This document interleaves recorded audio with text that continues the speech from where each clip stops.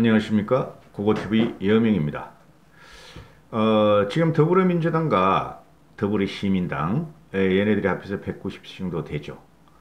얘네들이 여유를 갖고 있어요. 이제 190석을 가졌고 10명만 미래통합당 쪽에서 뺏어오면 개헌까지 할 수 있죠. 그죠? 그거 개헌하는 거 미래통합당 10명 뺏어오기 쉽습니다. 쉬워요 그거. 나중에 보십시오. 근데 당분간은 얘네들이 개헌을 안 할 거예요.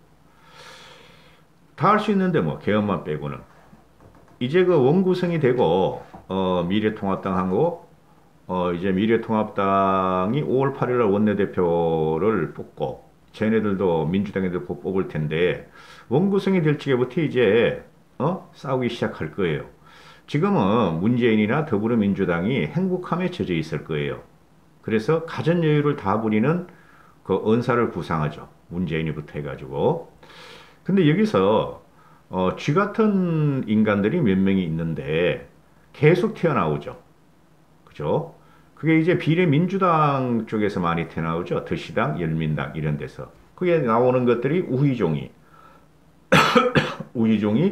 뭐 최강욱이, 황희석이 이런 애들 계속 튀어나오죠. 그리고 지금 정경심의 재판이 본격적으로 시작이 됐고 그 다음에 조국의 재판도 아마 요번 주부터는 시작이 될 것이고 그러면은 제가 누누이 말씀드렸다시피 이 문재인 정권을 우리가 이제 아스팔트 우파나 그 다음에 그 수국 꼴통 우파 그 다음에 사기 우파 유튜버들이 투쟁한 방식으로는 안 된다는 거예요. 3년을 해봤잖아요. 3년을. 근데 3년을 그렇게 했는데 국민들은 우리의 원성을 들어주지 않고 오히려 미래통합당을 심판해버렸죠. 그죠? 그러면 뭐 느끼는 거 없으십니까, 여러분은? 그래서 고고TV가 항상 유튜브로 방송할 지가 10개월 됐지만은, 좀 넘었지만은, 항상 근본적인 문제를 다루죠. 저쪽에 비열한 짓을 갖다 공격은 하지만은, 그러면은, 요새 내가 주로 이런 방송을 하는데, 문재인 정권에 남은 2년, 그죠? 저 사람들을 우리가 칠 적에는 저 무지몽매한 인간을 칠 적에는 사악한 인간을 칠 적에는 저 사람들의 도덕성을 건드릴 수뿐이 없어요. 조국과 문재인으로 대표되는 도덕성. 그 다음에 경제 실패. 근데 경제 실패라는 것이 3년 동안 쟤네가 경제 실패를 했잖아요.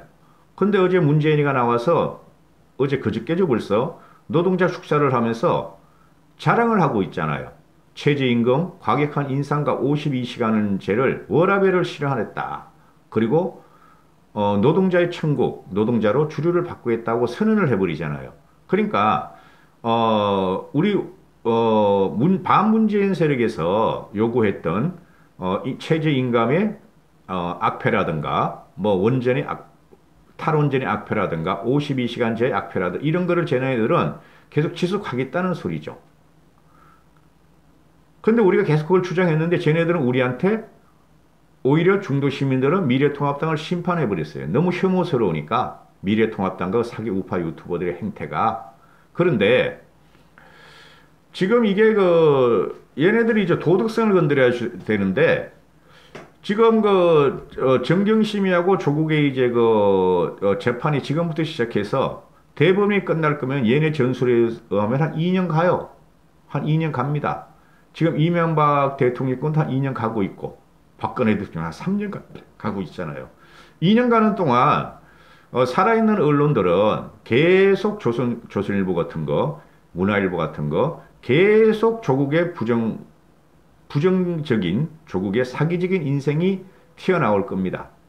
우리한테 결코 불리하지 않아요. 그래가지고 요번에 대한민국 시민들과 대한민국 중도들은 중도 시민층은 미래통합당을 심판했다 그래가지고 미래통합당을 완전히 버렸다 하면 안 되고 미래통합당 개혁해라, 혁신해라, 구닥다리 다 잘라내라, 홍준표 같은 거 대선 세우지 말라, 조경태 같은 거 당대표 시키지 마라 이 명령이었어요. 이 명령이었다고. 그래서 우리가 개혁하고 혁신하면은 또 2020년 대선은 1대1 구도로 만들 수 있어요. 1대1 구도로. 1대1 구도나 1대2 구도가 되는데 그게 지금 완전히 망한 미래통합당이 더 망하면 이제 새로운 세력이 나와서 미래통합당의 쌍남당, 강남 플러스 영남당, 쌍남당이라고 그러죠. 그걸 쳐버리고 새로운 세력을 대치시켜서 문재인 정권과 싸움을 시작할 거예요. 1대1로. 우이종이는 양정숙이가 이게 강남에 그 아파트가 세 채였고 그 다음에 또 정려로 인해 가지고 부모님한테 뭐 송파하고 뭐 경기도 인천인가 거기서 또 건물을 두 채를 받았다. 뭐 그 저번 기사는 아파트가 다섯 채였는데 하여튼 아파트는 다섯 채 되나 봐요. 그러면은 2016년도에도 비례대표를 갖다가 신청을 했는데 예비 순번으로 밀려서 요번에 다시 신청했는데 됐다. 근데 4년 동안 재산이 두 배가 늘었다. 근데 이걸 갖다가 총선 진영의 말이 살짝 나왔었어요. 그럼에도 불구하고 공천을 해버렸다. 그 더시당에서 공천한 거 아니에요. 더시당에서 우리는 미래통합당 그래도 솔직히 그 비례대표를 보면 미래한국당이 훨씬 나아요. 이 더시당보다. 그런데 우리 그 더불어민주당에서 지들이 다 골라가지고 그 우이종이가 당대표로 있는 더시당에 던졌 거란 말이죠. 그럼 이거는 우이종이 나올 게 아니에요. 우이종 이거는 허수아비라고 허수아비. 그죠? 더시당의 당대표지만. 그럼 더불어민주당에서 제명을 시켜버리고 사과를 했죠. 국민들한테. 근데 우이종이라는 이런 애들이 자꾸 튀어나온다고. 이런 것들이 이제 좀비라 그래요. 좀비. 미래통합당은 좀비가 많지만 이런 것들은 더 처참한 좀비야. 근데 이쪽 좀비들은 싱싱해. 국민들이 180, 190석을 줘가지고. 그게 우리의 이제 난공불락같이 느껴지죠. 그러나 허물어집니다. 국민의 이성은 그렇게 단순하지가 않아요. 집단적 지성은.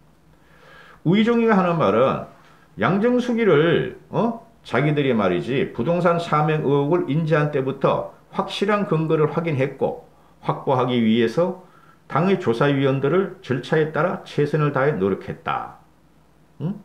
그리고 더불어민주당 첫 후보라고 포장이나 축소 내지 회피하려 하지 않았다. 제대로 된 이가 국회에 가야 한다는 마음 하나로 진지하게 시간을 들여 열심히 노력해준 시민당 조사위원들, 시민당 조사에 협조해주고 책임을 전가하기보다는 사과하고 입장을 분명히 해준 민주당에도 감사드린다. 이런 말을 하면서 우리는 잘한 일이다. 시민당이 오히려 칭찬을 들어야 한다. 이렇게 말을 하죠. 그죠? 그래서 이런 것들이 지금 우리나라를 경영하고 있는 거에서 공부를 해야 되는데 다 공부는 하시죠. 근데 공부는 하면 뭐예요? 이것들 지멋대로 하는데 3년 동안 지멋대로 했고 4년 동안 지멋대로 해야 된다. 하겠다는데 도덕과 양심은 쓰레기통으로 버려버리고 쓰레기통도 못 버려 이것들은. 길거리에 버려버렸어. 그죠? 이렇게 되면은 정권을 한번 뺏기고 한번 민심을 잃어버리고 한번 국민으로부터 혐오 대상이 찍히면 어떤 현상이 벌어나는가를 이번에 4.15 총선 지난 지방선거에 여실하게 보여줬죠. 반성해야 됩니다. 우리가 반성해야 된다고요. 상대편이 잘못한 건 국민이 알고 있음에도 불구하고 미래통합당을 버린 거에 대해서 우리가 반성해야 된다고요. 얘가 또 전번에 황희석이 같은 경우도 윤석열을 갖다가 히틀러, 나치의 히틀러다 이렇게 말을 한 적이 있죠. 얘도 똑같은 말을 하죠. 대중선동을 통해 힘을 얻은 히틀러의 몰락원인은 주어진 권력의 남용이다. 주어진 권력으로 주변국을 침공하는 등 절제되지 않은 채 발산된 그의 권력은 수없이 많은 희생자와 함께 비극으로 끝났다. 검찰개혁과 같은 적폐청산에 저항하는 것이 마치 정어려운 것인 양 착각하지 마라. 선동된 일부 사람들을 빌미로 시대 변화와 총선의 결과마저 무시하면서 자신들의 우물에서 나오지 않으려는 자들은 적폐의 중심축이고, 그죠? 히틀러와 같다. 윤석열을 이렇게 말하는데 가당치도 않은 그 쓰레기거리죠. 아니 일개 검찰총장이 무슨 히틀러야. 내가 보니까 문재인이가 히틀러더구만. 착한 선한 히틀러 표장을 했지만은 나치즘이라는 게 극좌죠. 극좌. 그러면은 문재인이나 얘네들이 극좌죠. 지금 극좌 쪽으로 옮겨가고 있죠. 그죠? 아니 사람이 일반적으로 상식과 양식, 삶의 생태를 갖다가 생태계를 파괴한 게 조국이고 문재인이고 이런 사람이고 더불어민주당이었는데 이걸 갖다가 이제 190석을 차지했다 그래가지고 우의정이라는 애가 이렇게 나오고 또 황희성이라는 애도 자꾸 튀어나와서 이상한 말도 안 돼. 이상한 소리를 하고 이러는 거. 그러니까 얘네들이 지금 떼거지로 달려들어 떼거지로. 떼거지 좀비로 싱싱하게 달려들어 싱싱한 좀비로. 처참하죠. 우의종이 같은 애가 서울대 수의학과 교수래. 이런 것들이 상위 1%의 그죠? 상위 1%의 지식층이 있다는 것이 이 나라가 우리가 변하지 않고 우리가 개혁하지 않고 우리가 저 정권을 치지 않으면은 이 나라는 망한다는 거죠. 국민의 정신을 죽으면 그 나라는 망하는 거예요. 그죠?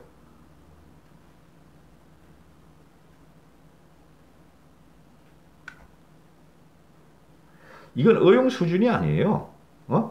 문재인한테 의용하고 마마하고 싹싹 비는 그런 수준이 아니고 애초에 얘네들은 태생적부터 현재까지 미친 자들이다. 이렇게 분이 표현 안 돼요. 저 같은 경우는. 상식적인 생각을 하는 사람이라면. 황희석이가 지금 그 정경심이가 재판에 나오고 이제